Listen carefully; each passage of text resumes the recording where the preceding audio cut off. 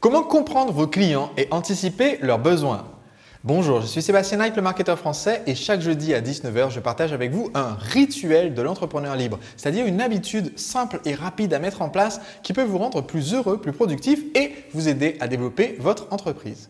Aujourd'hui, j'aimerais partager avec vous un outil et une habitude qui peut vous aider à mieux comprendre vos clients, à plus rentabiliser votre entreprise en anticipant leurs besoins. Cette habitude, c'est celle d'utiliser un CRM. CRM, ce qui veut dire Client Relationship Management, veut dire en fait gestion de la relation client. Un outil CRM, c'est tout simplement un outil qui vous permet d'avoir des informations sur l'ensemble de vos clients. Alors pourquoi est-ce que je dis que cette habitude permet non seulement de mieux comprendre vos clients, mais aussi d'anticiper leurs besoins? J'utilise, à l'heure où je fais cette vidéo, un CRM du nom de Capsule CRM. Il en existe beaucoup d'autres plus sophistiqués ou moins sophistiqués. Le CRM le plus basique qui existe, c'est un fichier Excel que vous pourrez faire dès maintenant en fait avec le listing sur une colonne des adresses mail des clients, une colonne prénom, une colonne nom et une colonne commentaire, juste pour noter en fait le résultat de vos contacts avec vos clients. Et ensuite, un petit peu plus avancé, nous avons l'autorépondeur comme contacticiel.com qui est ma version du service SG Autorépondeur que je recommande et que j'utilise pour envoyer mes newsletters à mes clients. Eh bien, dans un autorépondeur, vous avez un certain nombre d'informations sur le client. Vous savez à quelle date il s'inscrit sur votre newsletter, à quelle date il s'inscrit sur la liste des clients, à quelle date il a ouvert ou cliqué sur tel et tel email. Mais il manque encore des détails qu'on peut trouver dans un CRM plus avancé. Donc, au-dessus, vous avez des outils comme Capsule CRM qui gèrent le fait d'avoir les coordonnées complètes du client. Donc, si vous envoie un email ou un coup de fil, vous pouvez retrouver qui c'est. Vous permet d'avoir un ensemble de notes que vous pouvez noter au sujet des conversations que vous avez eues avec ce client et qui permet d'être datées. Donc, vous avez un historique et qui permet aussi d'être connecté à d'autres outils. Par exemple, j'utilise, alors je fais cette vidéo, un outil qui s'appelle Zendesk pour gérer mon service client. J'utilise un outil qui s'appelle Stripe pour encaisser les paiements pour plusieurs de mes formations. Et donc, Zendesk d'un côté, Stripe de l'autre sont connectés avec mon CRM, ce qui fait que quand un client achète un produit ou service ou quand un client m'envoie un email, cet email ou la notification de cet achat apparaît dans son historique de son profil client.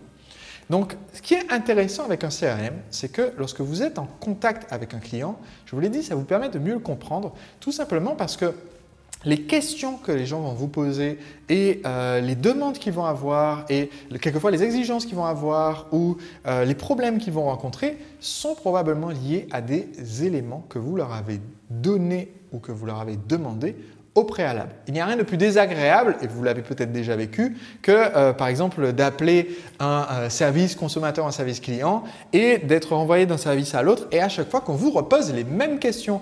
Ah oui, bonjour, donc en fait vous avez acheté quel produit? D'accord. Et vous l'avez acheté en quelle année? D'accord. Donc pour éviter cela, il vous faut une base de données centralisée. Autrement dit, vous devez avoir un outil qui serve de référence et qui contienne en fait les informations clés pour que vous ne soyez pas obligé de les chercher à 10 endroits différents. C'est pour cela que si aujourd'hui vous utilisez déjà plusieurs outils différents pour la relation avec vos clients, par exemple dans mon cas je vous ai dit j'utilise Zendesk pour le service client, j'utilise LiveChat pour gérer le chat en direct avec les personnes sur le site internet, eh bien les gens nous fournissent leur adresse email au moment où ils se connectent pour envoyer un message sur Zendesk ou sur LiveChat. Si les deux ne sont pas connectés entre eux ou à quelque chose de référence, ça veut dire que quelqu'un qui va me poser une question par mail et ensuite le lendemain poser une question de clarification dans le chat, on est obligé de lui redemander de tout réexpliquer si on n'a pas le moyen de retrouver à un endroit central toutes les informations et les échanges qu'on a eus avec cette même personne. Donc, si jamais vous utilisez plusieurs systèmes, il va vous falloir, et là c'est un petit peu technique, il faudra peut-être l'aide d'un webmaster, mais il va vous falloir utiliser ce qu'on appelle une API. Une API ou Advanced Programming Interface, c'est une interface de programmation entre deux outils. Qu'est-ce que ça veut dire en langage de tous les jours? Ce n'est pas ingénieur en informatique. Ça veut dire tout simplement qu'aujourd'hui, les outils sur Internet sont capables de parler les uns avec les autres. Et donc, vous pouvez avoir d'un côté Zendesk qui dit à Capsule « Salut Capsule, j'ai reçu un mail de la part de tel client. Est-ce que tu peux le noter ?» Et Capsule, de son côté, va le noter dans son historique. Et de l'autre côté, Capsule peut renvoyer des informations à Zendesk, ce qui est aussi le cas. Comme ça, quand vous êtes dans votre interface d'échanges par email avec les clients, vous voyez dans la petite colonne à droite, bah tiens, ce client-là, il habite dans telle ville, voici son adresse, voici son numéro de téléphone si on veut l'appeler, et il a le tag acheteur du livre, mais pas le tag acheteur de la formation. Donc s'il demande des renseignements sur la formation, on sait que c'est un prospect et pas un client.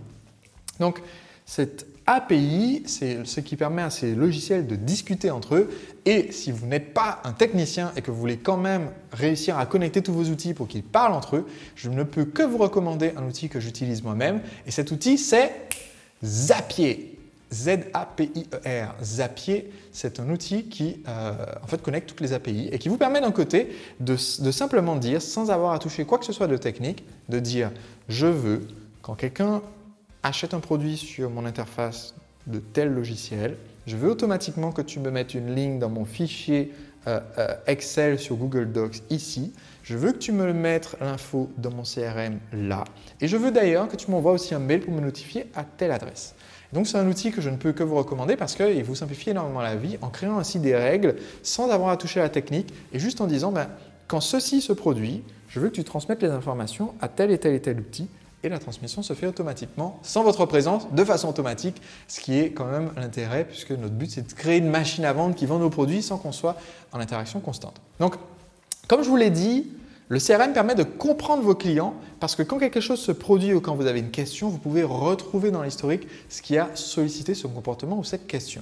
Mais je vous ai dit aussi que l'utilisation d'un CRM permet aussi de prédire le besoin de votre client.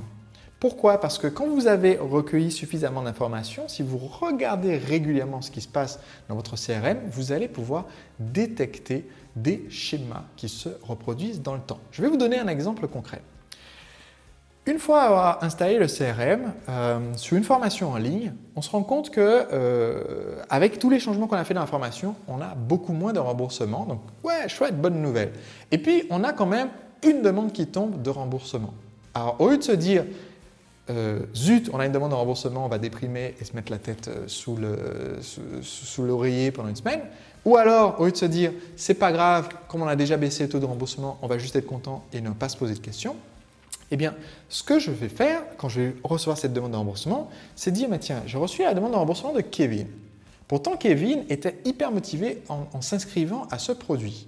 Pourquoi est-ce que cette personne demanderait à être remboursée? Eh bien, si je vais voir dans mon CRM et que je regarde l'historique des échanges avec cette personne, je vois, voilà, apparemment, il avait l'air très content. Est-ce que je peux peut-être un petit peu plus pousser? Si je continue d'aller voir, eh bien, certains outils, c'est le cas de l'outil que j'utilise pour mes formations en ligne, vont vous dire en fait les vidéos que les gens ont regardées. Vous pouvez même savoir peut-être si les gens sont allés sur certaines pages ou d'autres.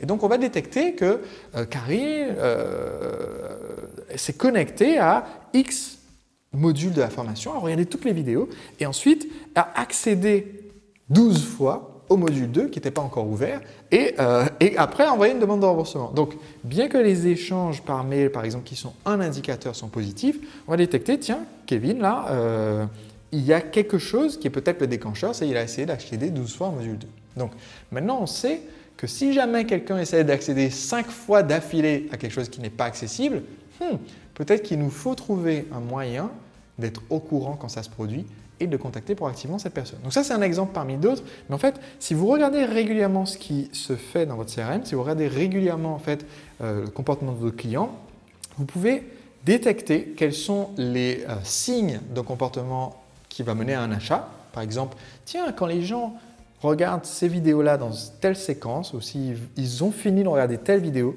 ils ont 15% de chance d'acheter mon produit ou service. Bon, j'ai appris quelque chose qui fait que maintenant, j'ai intérêt à faire en sorte que tout le monde voit cette vidéo.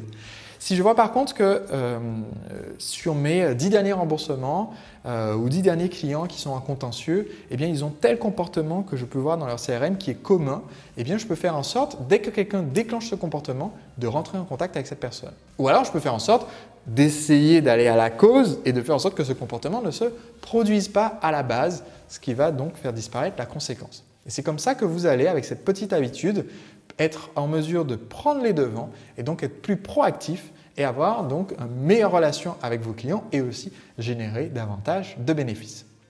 Voilà, on se retrouve jeudi prochain pour une prochaine vidéo des rituels d'entrepreneurs libres où je partagerai une nouvelle habitude pour vous rendre plus heureux, plus productif et aussi plus libre grâce à votre entreprise. Pour recevoir gratuitement cette vidéo jeudi prochain, tout ce que vous avez à faire, c'est de suivre les instructions ci-dessous afin de vous abonner et je vous enverrai cette vidéo gratuitement par email. D'ici là, si vous n'avez pas encore lu mon livre « Le secret des entrepreneurs libres », sachez que je fais une offre spéciale en ce moment. Vous pouvez recevoir le livre et de nombreux bonus sans rien payer. Tout ce que vous avez à faire, c'est de suivre les instructions sous cette vidéo. À très vite pour la prochaine. Image de marque sur le marché, de savoir à l'avance quand il y a un problème avec votre produit ou service et donc de générer à la fois plus de profit et une meilleure relation avec vos clients. Cette stratégie, c'est celle de